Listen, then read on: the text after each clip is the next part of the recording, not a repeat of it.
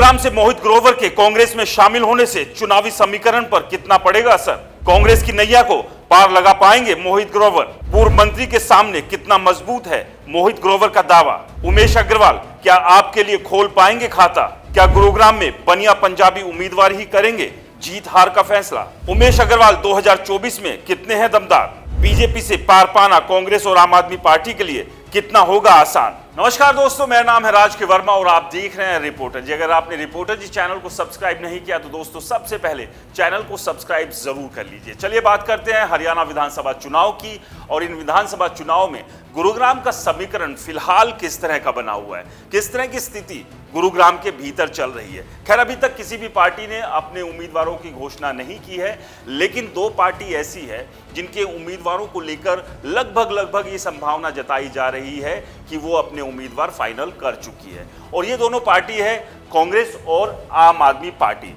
कांग्रेस की बात करें तो अभी हाल ही में मोहित ग्रोवर ने कांग्रेस को ज्वाइन किया है और उसके बाद से तमाम कांग्रेस के भीतर जो नेता टिकट की दावेदारी कर रहे थे, उम्मीद लगाए हुए थे कि उन्हें इस बार कांग्रेस जरूर टिकट देगी, तो उनकी दावेदारी कहीं ना कहीं कमजोर जरूर हो गई है। इस सब के बीच हम ये भी बात करेंगे कि क्या गुरुग्राम विधानसभा में पंजाबी और बनिया बिरादरी ही जीत और हार को तय करते हैं या फिर कोई दूसरी बिरादरी भी यहां से जीत हासिल कर सकती है। इस सब के बीच उमेश अग्रवाल आम आदमी पार्टी में शामिल हो चुके हैं और ऐसे में ये उम्मीद लगाई जा रही है कि आम आदमी पार्टी उन्हें गुरुग्राम से अपना उम्मीदवार बना सकती है। तो क्या उमेश अग्रवाल एक बड़ी चुनौती कांग्रेस और बीजेपी के लिए हो सकते हैं? और इस सब के बीच मोहित ग्रोवर कितना फायदा कांग्रेस को इस बार के चुनाव में पहुंचा सकते हैं, जिसकी उम्मीद कहीं ना कहीं कांग्रेस भी लगा रही है। तो वहीं बीजेपी के सामने ये दोनों ही उम्मीदवार अगर चुनाव मैदान में इनकी पार्टी इन्हें उतारती है तो कितना बड़ा संकट ये बन सकते हैं। तो अभी के इस वीडियो में आज इसी पर बातचीत करेंगे। तो सबसे पहले नजर डालते हैं गुरुग्राम विधानसभा के 2019 के नतीजों पर। 2019 के कैसे नतीजे थे, कितने वोट किस उम्मीदवार को मिले और कौन सा उम्मीदवार कौन से पायदान पर रह गया था, क्योंकि कहीं ना कहीं 2024 की लकीर भी वहीं से खींची जाएगी कि क्या पिछले जो उम्मीदवार जिन पार्टियों से थे उन्हें वो पार्टी रिपीट करे या वहां पर नए चेहरे लेकर आया जाए। क्योंकि 2024 बीजेपी और कांग्रेस के लिए जीतना सबसे ज्यादा अहम है और दोनों ही पार्टियों ने पूरा दमखम चुनावी मैदान में लगाया हुआ है। लेकिन ऐसा नहीं है कि बाकी दल एकदम से साइड है, कुछ ना कुछ वो भी कोशिश और जुगत में ये लगे हुए हैं कि 90 सीटों में से कुछ सीटें वो अपने हिस्से में लाने में कामयाब हो जाए। कितनी सीटें आएंगी खैर ये तो नतीजों के बाद ही साफ हो पाएगा, लेकिन सीधे सीधे आज की स्थिति की बात करें तो जो मुकाबला है वो कांग्रेस और बीजेपी में है। तो चलिए अभी एक बार फिर से बात करते हैं गुरुग्राम की। गुरुग्राम में 2019 के जो नतीजे थे उसमें बीजेपी से सुधीर सिंगला उम्मीदवार थे, निर्दलीय मोहित ग्रोवर और कांग्रेस से सुखबीर कटारिया चुनावी मैदान में खड़े हुए थे। और नतीजे क्या आए थे आप जानते ही हैं, लेकिन उन नतीजों की सही गणित आपको हम बता देते हैं। सुधीर सिंगला जो कि अभी मौजूदा विधायक है गुरुग्राम से, उन्हें जो कुल वोट मिले थे वो वोट थे 81,953 और ये वोट प्रतिशत जो शेयर था वो था 43.33। और जीत की बात करें तो 33,315 वोटों से सुधीर सिंगला ने जीत यहां पर हासिल की थी। लेकिन अगर वहीं बात करें मोहित ग्रोवर की, तो मोहित ग्रोवर पहली बार चुनाव मैदान में खड़े हुए थे, किसी भी पार्टी का उनके पास झंडा और डंडा नहीं था। तो ऐसे में निर्दलीय ही मोहित ग्रोवर ने गुरुग्राम विधानसभा चुनाव में ताल ठोकी थी और यहां पर बड़े नंबर लाकर मोहित ग्रोवर ने सभी को जरूर चौंकाया था। मोहित ग्रोवर को जो कुल वोट मिले थे 48,638 वोट थे और ये जो कुल वोट पड़े थे उसका जो शेयर था वो था 25.72।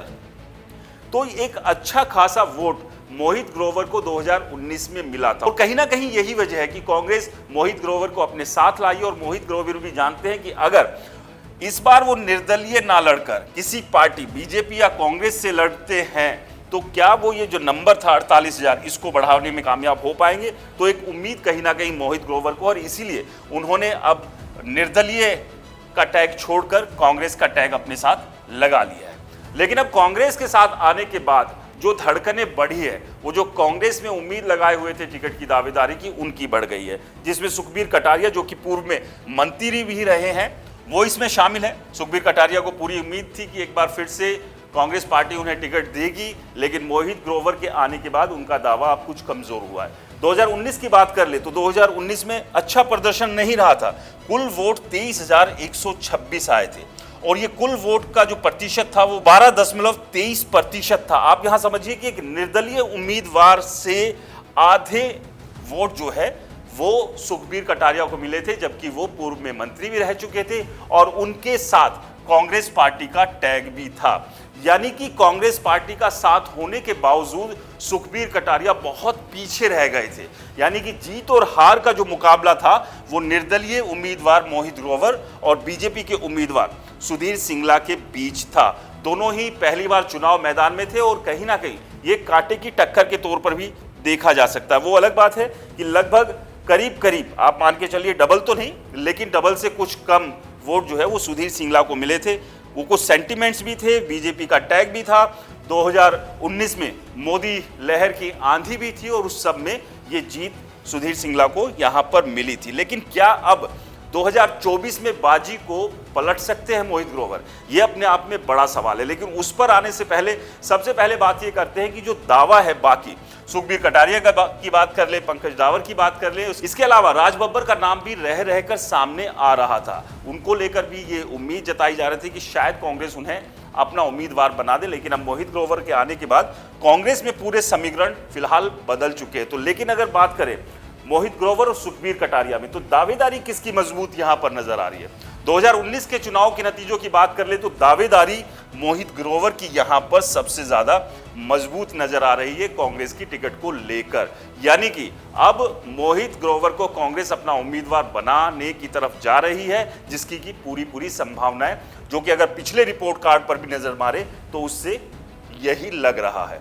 लेकिन इस सब के अलावा सुखबीर कटारिया का इससे पहले का प्रदर्शन कैसा था उस पर भी नजर डालते हैं। और इसके अलावा उमेश अग्रवाल आम आदमी पार्टी से आते हैं तो किस तरह के समीकरण भी बदलेंगे वो भी आपको तस्वीरों के जरिए समझाते हैं। तो चलिए अब बात करते हैं 2014 के नतीजों की। 2014 गुरुग्राम विधानसभा के नतीजे क्या थे और यहां पर सुखबीर कटारिया का रिपोर्ट कार्ड कैसा रहा था, क्योंकि वो इसलिए जानना जरूरी है कि कांग्रेस में मोहित ग्रोवर के आने के बाद जिस तरह की उठापटक शुरू हो गई है, तो ऐसे में कांग्रेस ये भी जांचेगी कि उसके जो पुराने दावेदार रहे या पुराने जो नेता रहे उनकी स्थिति चुनाव में कैसी रही है।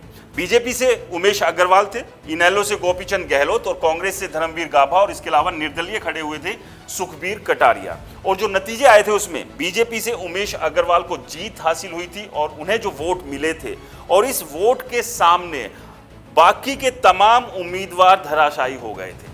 जो कुल वोट मिले थे 1,06,106 वोट मिले थे।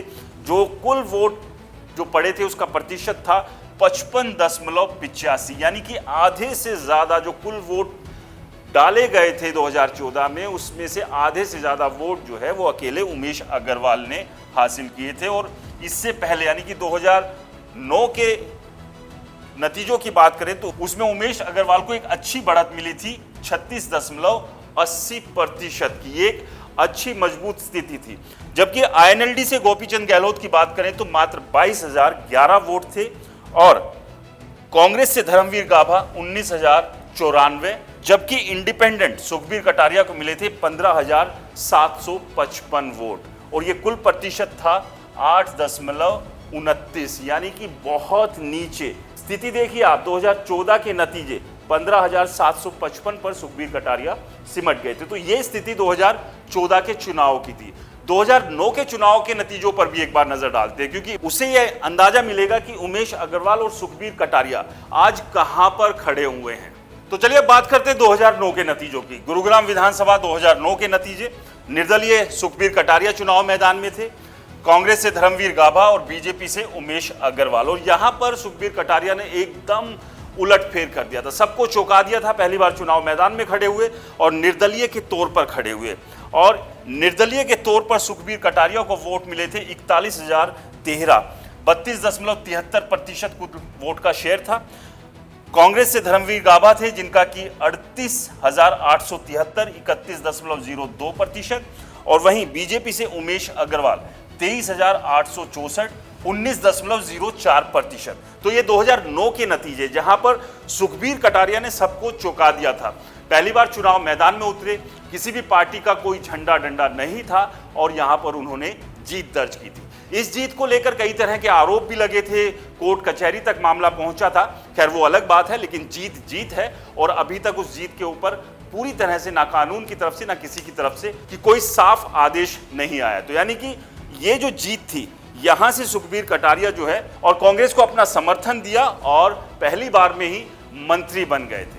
अब ये पूरी स्थिति को यहां समझते हैं और अब 2024 के चुनाव की बात कर लें तो क्या गुरुग्राम विधानसभा पर पंजाबी और बनिया बिरादरी के ही उम्मीदवार या नेता जब चुनाव मैदान में होते हैं वही जीत दर्ज करते हैं? तो ऐसा नहीं है। सुखबीर कटारिया ने यहां पर जीत दर्ज की है, इसके अलावा गोपीचंद गहलोत भी जीत चुके हैं। तो ऐसे में पंजाबी और बनिए के अलावा दूसरी बिरादरी के उम्मीदवार भी जीतते रहे हैं। लेकिन अगर पिछले कुछ सालों की बात करें तो 2 टर्म से बनिया बिरादरी से उमेश अग्रवाल और सुधीर सिंगला जीतते आ रहे हैं। उससे पहले की स्थिति जो थी, निर्दलीय के तौर पर सुखबीर कटारिया ने जीत दर्ज की थी।